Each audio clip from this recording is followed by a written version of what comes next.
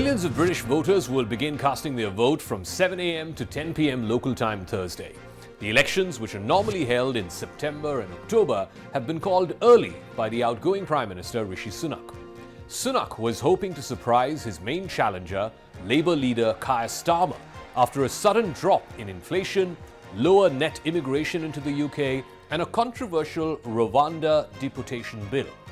His Conservative Party, or the Tories, wanted to leverage these positives into electoral chances.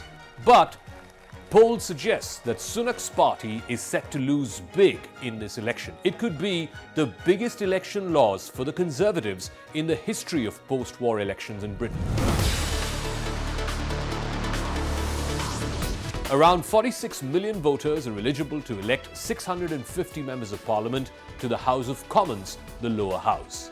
Political parties need to win at least 326 in order to form a majority government. The voting age in the UK is 18. Anyone who is registered and is a British citizen or qualifying citizen of the Commonwealth or the Republic of Ireland can cast their vote in this election. Registration to be a voter closed on the 18th of June. Following a legal change back in 2022, there are an estimated 2 million British citizens who've also been living abroad for more than a decade who are now eligible to vote. There are no primaries like you have in the United States or runoffs, just a single round of voting, just one day of polling, at the end of which you will know who the next leader is. If any political party crosses the magic figure of 326, then the leader of that party automatically becomes the claimant to become the next Prime Minister. The UK has two main parties, the centre-right Conservatives, led by Sunak, and the centre-left Labour Party, headed by Starmer. Conservative Rishi Sunak, who served as the Prime Minister since October of 2022, is running for a re-election, while Labour Party's chief, Keir Starmer, is his main challenger. There are other smaller parties, including the centrist Liberal Democrats, led by Ed Davey, the environmentalist Green Party, led by Carla Denyer and Adrian Ramsey, and the far-right Reform UK Party, led by Nigel Farage. In fact, Britain's current set of problems, including a massive cost of living crisis and joblessness among the youth, it can all be traced back to the disastrous Brexit vote in 2016, which was championed by the likes of Nigel Farage. After 8 years of post-Brexit uncertainty, many Britons now want their government to address the massive economic woes that they're facing on a daily basis. Polls show that Conservatives could lose more than 2/3 of the parliamentary seats that they currently hold. In the 2019 election, the party's then leader, Boris Johnson, won by a huge margin of over 350 seats. He promised to finish the unfinished business of Britain's exit from the European Union. That unfinished business has meandered from one crisis to another. The Conservative Party has governed the UK since 2010. In that period, they've had as many as 5 different prime ministers. The Tories dominated UK politics for the last decade and a half, starting with David Cameron in 2010 and ending with Rishi Sunak. In between, there was Theresa May, Boris Johnson, and Liz Truss. After Boris Johnson quit the office following the Partygate scandal, where him and his ministers were accused of throwing secret parties in government offices and residences while the entire country was under COVID-19 lockdown, Johnson had to leave office in those rather infamous circumstances. He was in fact drafted in the last days of this campaign to try and lift the Conservative Party's chances, but to little avail. After him, there was Liz Truss, who was appointed Prime Minister. She had a very brief stint, just 49 days in office. It ended with a disastrous mini-budget which sent the financial markets into a tizzy. Rishi Sunak was the third Prime Minister appointed within just 2 months back in 2022. He was the richest Prime Minister in the history of the UK. He's become one of the most unpopular politicians with an approval rating of just 18%. To put that into perspective, that is a whole 10 percentage points lower than Joe Biden across the Atlantic, who is quite unpopular too.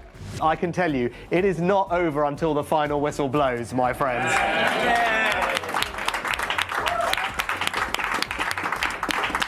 And I can also tell you that this underdog will fight to that final whistle with your support. But look,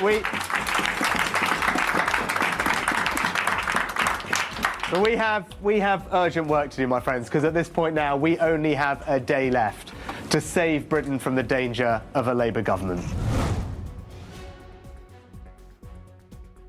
The Labour Party, which seems to be at an advantage, is predicted to win these elections with a landslide margin. Some opinion polls are suggesting it could be the biggest Labour victory ever, predicted to win more than 400 out of the 650 seats. If that were to happen, it'll be the first Labour Party victory since Tony Blair, way back in 2005, led the Labour Party, what was then rechristened as the New Labour under Tony Blair, for a landslide victory. We've changed our party. We're a changed Labour Party. We are asking for the opportunity to change our country and put our country back in the service of working people.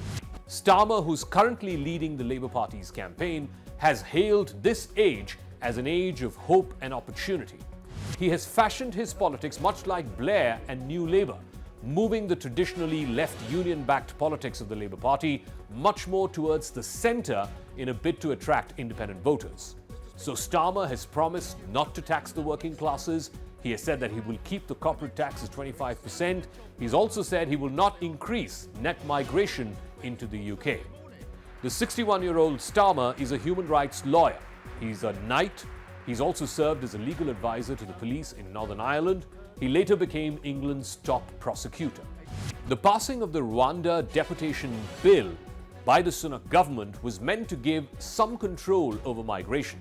The immigration policy, which was proposed in 2022 by the Sunak government, identifies asylum seekers or illegal migrants into the UK and then relocates them to Rwanda for further asylum and resettlement, for which the UK government would be paying Rwanda billions of pounds every single year. That policy has been criticized roundly as inhumane by human rights organizations and by the people at large. Starmer has vowed to scrap the Rwanda deportation law. If Starmer moves into 10 Downing Street, he will inherit a state with public services that have been hobbled by more than a decade of budget cuts and austerity measures under various Conservative governments. A greater number of British people now live in poverty, according to the United Nations. That is much more than any other wealthy country. There are more Britons today on food stamps than before COVID. Real incomes have fallen while cost of food and housing has skyrocketed. And it is best exemplified by the deep rot within the National Health Services, or the NHS, which at one point of time used to be the crown jewel of the UK's public services. The NHS is dealing with a massive shortage of doctors and healthcare workers. Many of them frequently go on strike, and a large number of them are simply leaving the country, going abroad for better pay and services. While the Conservatives have managed to control inflation, which slowed down to 2% in the month of May from a peak of 11% back in October of 2022, real economic growth remains slow. Jobs for young people is a major concern amongst ordinary British voters. The next elected government will also have to live up to the environmental commitments it's made, including delaying the end of petrol and diesel vehicles, authorizing new oil drilling in the North Sea. Critics argue all of this undermines the global efforts to combat climate change and Britain's own standing and its veracity and its authenticity when it comes to fighting climate change. After ballots are counted by Friday morning, the monarch, the King of England, King Charles III, who is the head of the state, invites the leader of the party which has won the most number of seats in the House of Commons. That leader then goes on to become the Prime Minister and form the next government. This is likely to happen Friday evening.